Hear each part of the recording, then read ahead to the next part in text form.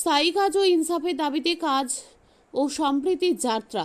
রায়গঞ্জ থেকে বহরমপুর পর্যন্ত ডিওয়াইএফআই এর পদযাত্রা শুরু। ডিওয়াইএফআই পশ্চিমবঙ্গ রাজ্য শাখার 20তম সম্মেলনকে কেন্দ্র করে আজ 9 জুন সংগঠনের 57তম প্রতিষ্ঠা দিবসে শুরু হলো বিশেষ কর্মসূচি কাজ ও সম্প্রীতির যাত্রা। এই যাত্রা উত্তর দিনাজপুর জেলার রায়গঞ্জ থেকে শুরু হয়ে আগামী 12 জুন বহরমপুরে শেষ হবে। যাত্রার মূল দাবিগুলির মধ্যে রয়েছে রাজ্যের যুব সমাজের জন্য স্থায়ী ও সুনিশ্চিত কর্মসংস্থান, আর্থসামাজিক ইনসাফ এবং সাম্প্রদায়িক সম্প্রীতি রক্ষা। সংগঠনের নেতৃত্ব মনে করছে সমাজতন্ত্রের আদর্শে এই দাবিগুলির ভিত্তিতেই একটি নতুন দিশা তৈরি করা সম্ভব।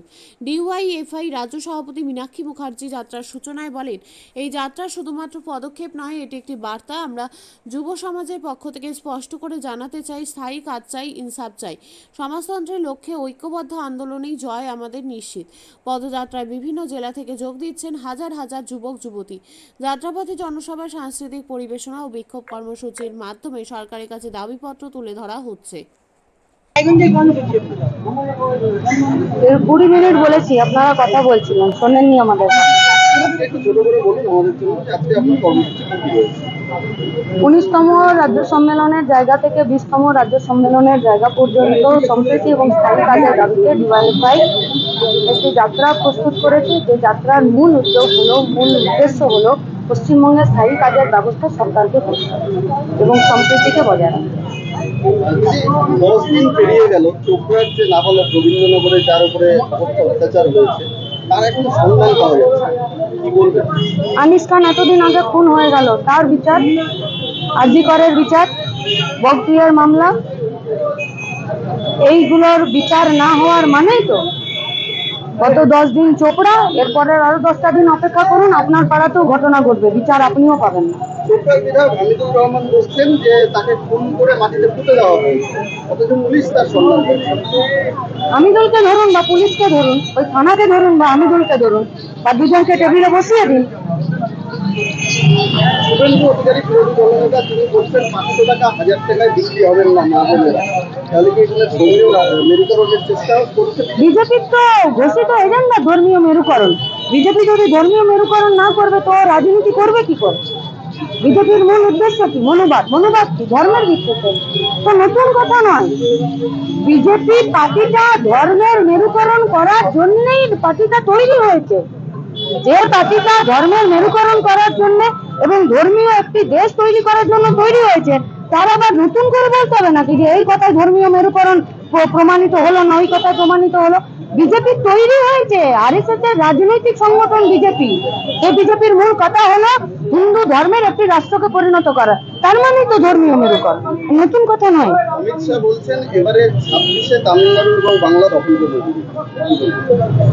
পশ্চিমবঙ্গের 100 দিনের কাজটা কি হবে আগে সেটা বলুন। অমিত শাহ দেশের স্বরাষ্ট্রমন্ত্রী, তো পশ্চিমবঙ্গের 100 দিনের কাজটা বন্ধ আছে। কটা তৃণমূলের নেতাকে জেলে ভরলেন অমিত শাহ, শুভেন্দু আর সুকান্ত? কটা? পশ্চিমবঙ্গের রাষ্ট্রায়ত্ত মানে কেন্দ্রীয় সরকারের দেখরেখে যে কারখানাগুলো চলছিল, পরিবারগুলো চলছিল, অমিত শাহ সেইগুলোকে খোলার জন্য কোনো ব্যবস্থা করলেন? তাহলে কাজের বিষয়ে কথা নেই, 100 দিনের কাজের বিষয়ে কথা নেই, পশ্চিমবঙ্গে 100 দিনের কাজটা বন্ধ রেখে দিয়েছে সেই বিষয়ে কথা নেই। শুধুমাত্র গদিকে দখল করার জন্য তাদের যত চিন্তা। আমাদের চিন্তা পশ্চিমবঙ্গের বেকার ছেলেমেয়েগুলো কি করবে? ভোট লুটের সঙ্গে যুক্ত হবে নাকি গতর খাটিয়ে মান সম্মানের সাথে ইজ্জতের সাথে নিজের রুটি নিজে কামাবে? তার জন্য সিদ্ধান্ত আপনাদেরকে ঠিক করতে হবে। অমিত শাহ স্বরাষ্ট্রমন্ত্রী হয়ে গেছে বলে বাপ খাদানো মায় খাদানো যা খুশি তাই কথা বলবে, পশ্চিমবঙ্গের সমস্ত রাজনৈতিক দলগুলি তার পিছনে ছুটে বেড়াবে। এটা যারা ছুটে বেড়াবে ডিআইটা ওদের পিছনে ছুটবে। আপনি বক্তব্য রাখার সময় বললেন যে পরিযায়ী শ্রমিকের সংখ্যা বাড়ছে, উত্তর দিনাজপুর দ্বিতীয় স্থানে রয়েছে, বিশেষ করে শিশু শ্রমের দিক থেকে। এই বিষয়টা কি বলবেন? বাইরে গিয়ে অত্যাচারের শিকার? এই তথ্য ভুল। প্রথম, দ্বিতীয়, তৃতীয়র কথা আমি বলছি না, এই যে গোটা তথ্য। রাজ্য সরকার কি কোনো তথ্য দিচ্ছে? রাজ্য সরকার কেন তথ্য দিচ্ছে না? রাজ্য সরকারের ভয় কোথায়?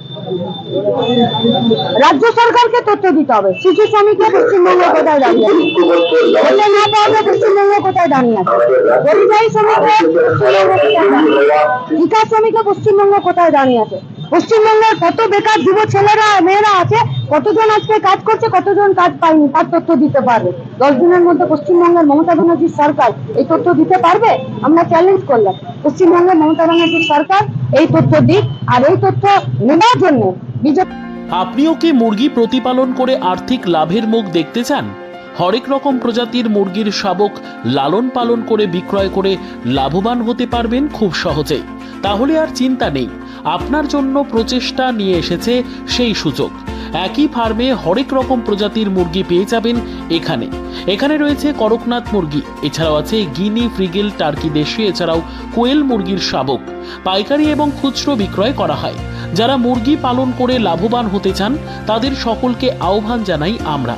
আজই চলে আসুন আমাদের প্রতিষ্ঠানে।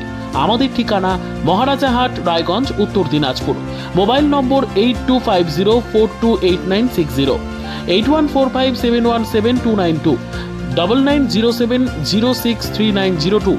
শিক্ষাই জাতির মেরুদণ্ড। ছোট ছোট শিশুদের প্রাথমিক শিক্ষা পরিপূর্ণ না হলে আগামীতে সেই শিশুরা সঠিক পথে চলতে গিয়ে হোঁচট খায়। শিশুদের এই শিক্ষার প্রয়োজনীয়তাকে সামনে রেখেই গত 1 বছর ধরে পরিষেবা দিয়ে চলেছে জিনিয়াস এডুকেয়ার একাডেমি। শিশুদের অত্যাধুনিক শিক্ষায় শিক্ষিত করে তোলার একমাত্র বিশ্বস্ত প্রতিষ্ঠান এই একাডেমি। এখানে অভিজ্ঞ শিক্ষক শিক্ষিকা দ্বারা যত্ন সহকারে মাতৃভাষা বাংলা মাধ্যমে পড়ুয়াদের শিক্ষা দেওয়া হয়। একেবারে খেলার ছলে বিনোদনমূলকভাবে বাচ্চাদের এখানে পাঠ দেওয়া হয়। পড়াশোনার পাশাপাশি বাচ্চাদের বিনোদনের ব্যবস্থাও রয়েছে এখানে। তাই আপনার বাচ্চাকে ছোট থেকে অভিনব শিক্ষায় শিক্ষিত করে মানুষের মতো মানুষ করে তুলতে হলে এই শিক্ষা প্রতিষ্ঠানের উপরে ভরসা করতেই হবে। আমাদের ঠিকানা জিনিয়াস এডুকেয়ার একাডেমি, স্থান ঘুঘুডাঙ্গা মোড়, পোস্ট ভূপালপুর, রায়গঞ্জ, উত্তর দিনাজপুর। মোবাইল নম্বর 9563630109 অথবা 7029042308।